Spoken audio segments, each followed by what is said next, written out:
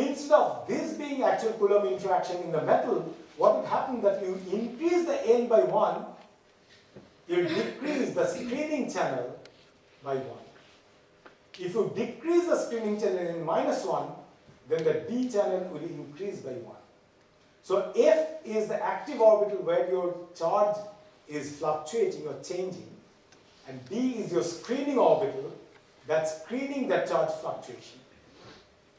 And that is the energy difference each of them would correspond to, where you can see that if you take the plus case N plus 1, that corresponds to this term, and if you take the N minus 1, that corresponds to this term. And this is always the energy of that. Okay. And then the calculator will how to find these energies for atom, but compensating the charge by hand. So they increase the D electron by 1, remove the S electron by 1. So essentially what they were measuring is the S to D transition and D to S transition. And that energy turns out to be exactly equal to the U. That is what they call point out. We had used slightly different approach. I'll just jump through it very quickly because time is up. Because within the density functional theory, the total energy can be expressed by Taylor series expansion related to the occupancies of different orbitals in a particular way. Let me skip this because there's some interesting physical. Okay, can I have 5 minutes? Because there's some nice physical aspect. They did it in Hartree-Fock. What we did it within density functional theory, and it has some very good physical interpretation. So let's go back. The total energy in density functional theory of any given atomic configuration is expressible in terms of the occupancy of different orbitals, ith orbital, jth orbital, in this way. And we are taking just 2 terms here. There can be larger number of terms. And then I can define the U in the F level. On screen would be I increase the F level by 1. Spectator orbital, I do nothing, no change, no screening. And the energy that I need to take out 1 electron from F, spectator orbital doesn't do anything, minus the 2 reference energies. So this is nothing but one NF becoming NF plus 1, another NF becoming NF minus 1. The original definition that we use for U, that is this energy.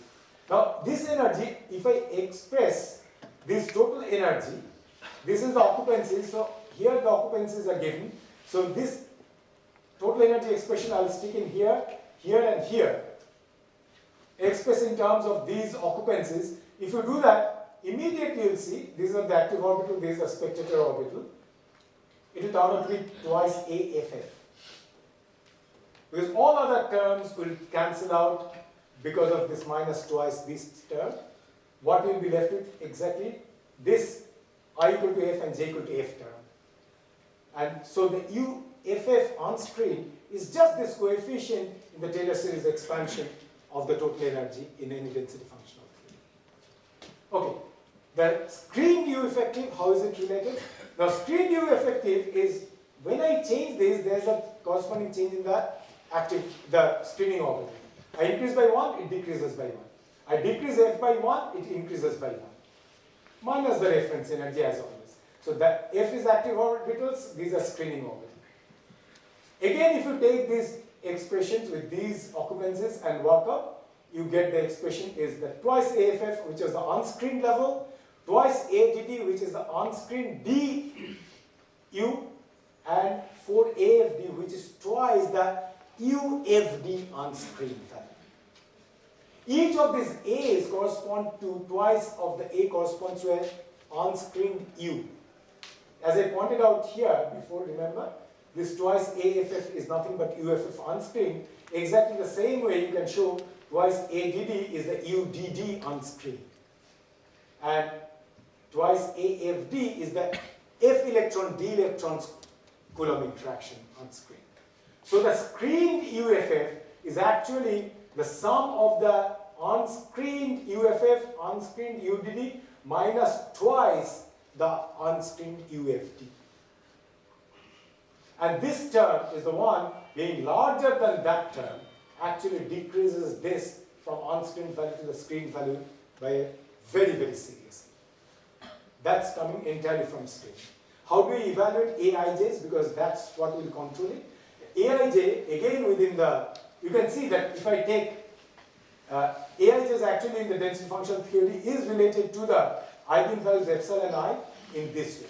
It's nothing but the derivative of the total energy with respect to the occupancy.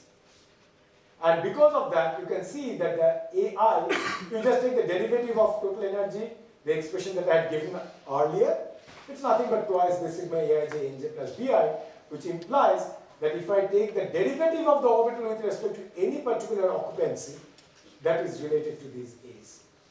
So all that you need to do is to calculate within DFT and vary the orbital occupancy and see how the orbital energy changes.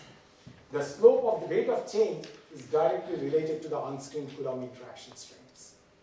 And combining the unscreened Coulomb interaction strengths this way, you find out the Coulomb interaction strength, screened Coulomb interaction strength. And this is what we had worked out, and these are the values, and these are the calculated values some times ago that is done. Also, it shows that actually, depending on how much your D level is occupied, Coulomb interaction can change. For example, because titanium can exist in titanium 2 plus, 3 plus, 4 plus, with electron numbers 2 electron, 1 electron, and 0 electron.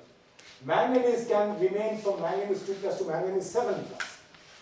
And the considerations that I have shown you, if in the Taylor series expansion you take not up to the second order term, but also the third order term, then you can show that why it should depend on the occupancy and how when you get to higher oxidation state, Coulomb interaction strength will increase.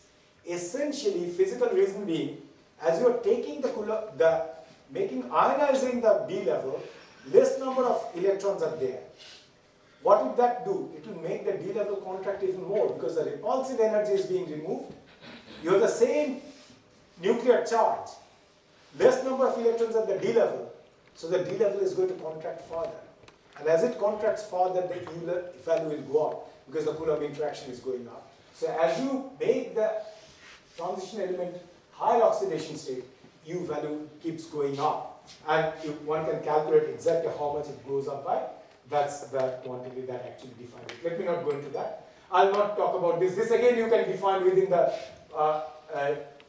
approach that I've talked about. But that turns out to be inaccurate. But the U estimates are accurate. So let me stop at this point because tomorrow I'll start to tell you how to do it from the experiments.